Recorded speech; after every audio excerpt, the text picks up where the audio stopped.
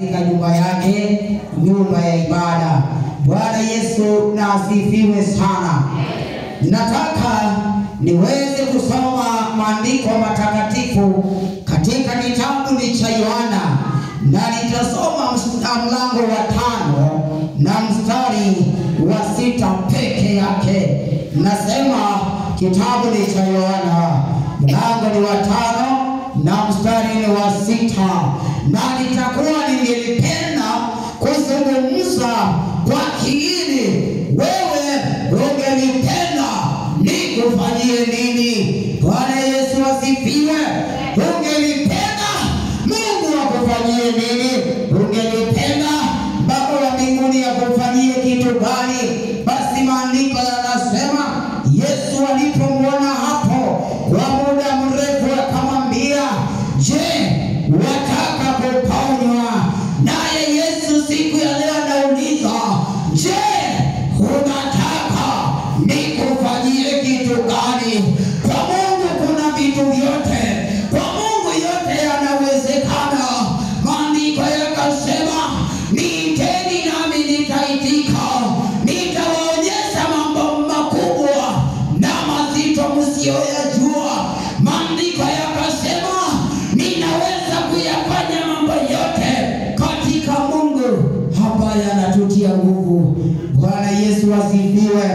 Maandiko yanatupeleka katika mtu mmoja aliyekuwa ameketi kando ya bwawa, na wakati ule alikuwa anangoja angalau maji yanapotimuliwa, angalau malaika wa Mungu anapotembea. Maandiko yanasema yakiweza kutubuliwa, atakayekuwa wa kwanza kuingia ndani, mtu huyu ndiye atapona. Na mtu huyu akakaa miaka 38. Mpendwa, ni miaka mingi sana mtu akiwa anaumia. Miaka 38 ni miaka mingi sana ya mtu akiwa hali ya ugonjwa. Praise be to the living God. And the Bible says, wakati mmoja Yesu akiwa anatembea akampata huyu mtu ambaye ameketi pale muda wa miaka mingi sana, na akamuuliza katika mstari wa 6, akamuuliza, je, wataka kuponya? Biblia inaniambia ya kwamba huyu mtu alianza kusema, sina mtu wa kuniweka ndani ya bwawa wakati maji yanapotimuliwa. Sina mtu wa kuniweka ndani ya maji wakati maji yanapofikiwa na malaika wa Mungu. Sikia nikwambie, ni kwa sababu gani utawaibarikiwa? Ni kwa sababu Mungu anauliza, ungelipenda nikufanyie kitu gani? Badala ujibu swali, maandiko yanasema huyu mtu alianza kusema, sina mtu wa kuniweka ndani ya maji. Haleluya. Na mimi niko hapa na wewe. Kuna jambo ambalo nimelipitia, kuna jambo ambalo umelipitia, na kuna jambo ambalo labda litakuja. Yesu anauliza, ungelipenda nikufanyie nini? Anasema, njoni kwangu. Mathayo anasema, njoni kwangu ambao mmelemewa na mizigo, nami nitawapumzisha. Yesu anauliza, ni mzigo gani ungelipenda kupumzishe? Usiendelee na kuleta excuse ya kusema sina mtu wa kunisaidia. Anauliza, ungelipenda nikufanyie kitu gani? Haleluya. Anauliza, ungelipenda nifanye nini na familia yako? Ungelipenda nifanye nini na watoto wako? Nasema ungelipenda Mungu afanye nini na kazi yako? Ungelipenda Mungu afanye nini na kanisa letu? Yesu anauliza, ungelipenda nikufanyie nini? Hebu muulize mwenzako aliye karibu nawe, ungelipenda Yesu akufanyie kitu gani?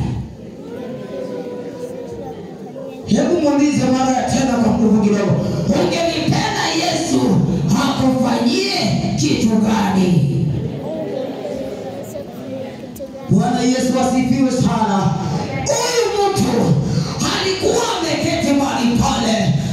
watu walimpita pale, na hata watu wa Goma. Ukiwa na shida, wacha nikwambie, wanaweza wakakutenga.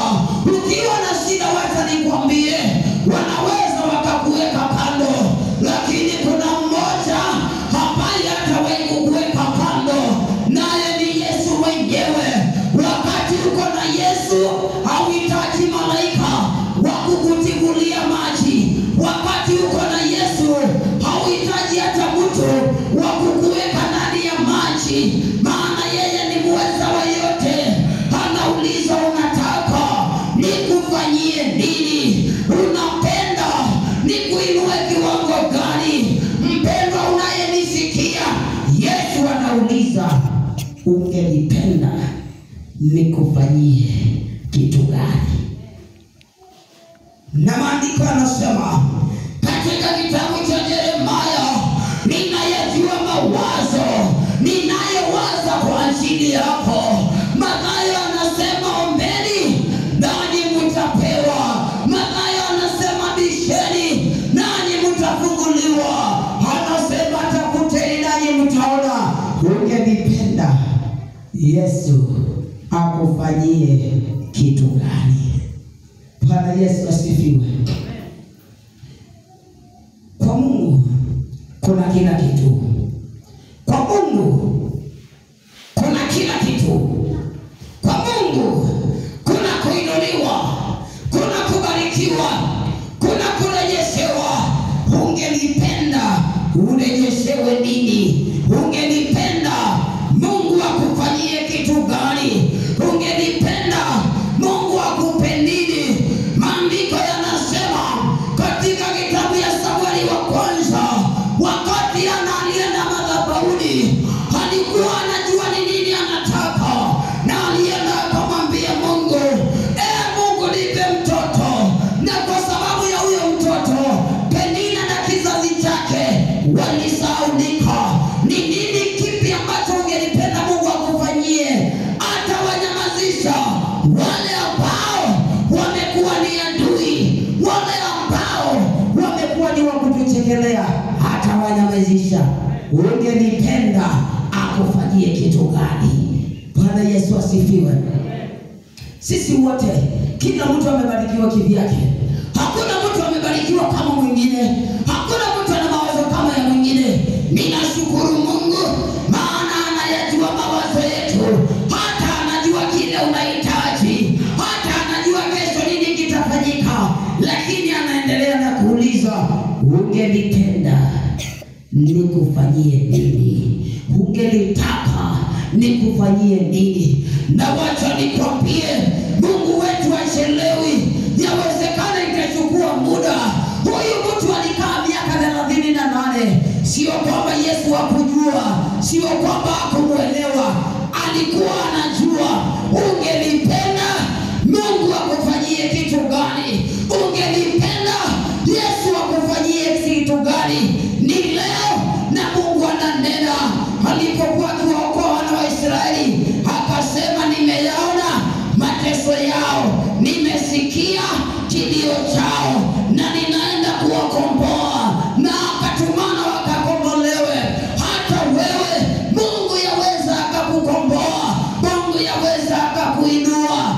Ila ungelipenda akufanyie kitu gani? Mwimbaji alimba akasema, ninajua Bwana atatenda. Ninajua Bwana anaweza akatenda. Ninajua Kristo anaweza akainua. Ninajua Kristo anaweza akaponya. Ninajua Kristo anaweza akarejeshea watu vitu vyako. Yesu atakurejeshea. Maisha yako mazuri utarejeshewa.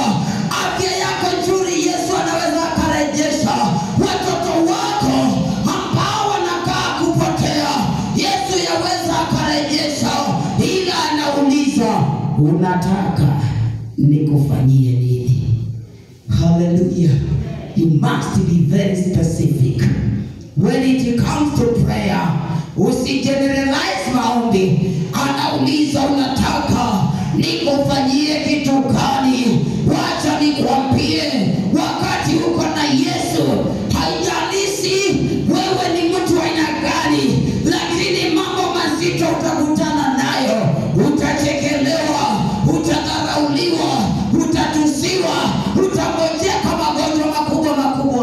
Yesu anauliza, ungelipenda nikufanyie kitu gani? Hello.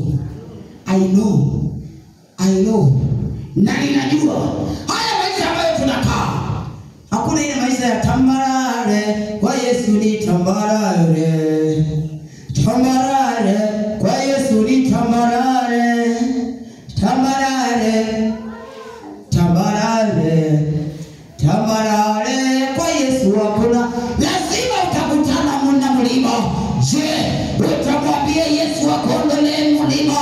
Wana wa Israeli katika safari yao, maandiko yanasema mbele yao wakaangalia, wakaona bahari kuu. Wakitazama nyuma ni Farao na jeshi lake. Wakageukia Musa wakamuuliza, kwa nini ulitutoa Misri? Lakini kwa sababu Mungu alikuwa na Musa, Mungu akamuuliza Musa, uko na nini mkononi? Njia ilipatikana. Nasema wana wa Israeli walipita.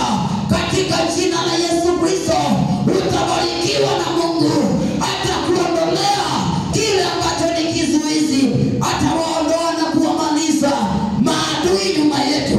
Maana Farao na jeshi lake, the Bible says Farao na jeshi lake waliishia kwa maji. Ungelipenda Mungu akufanyie kitu gani?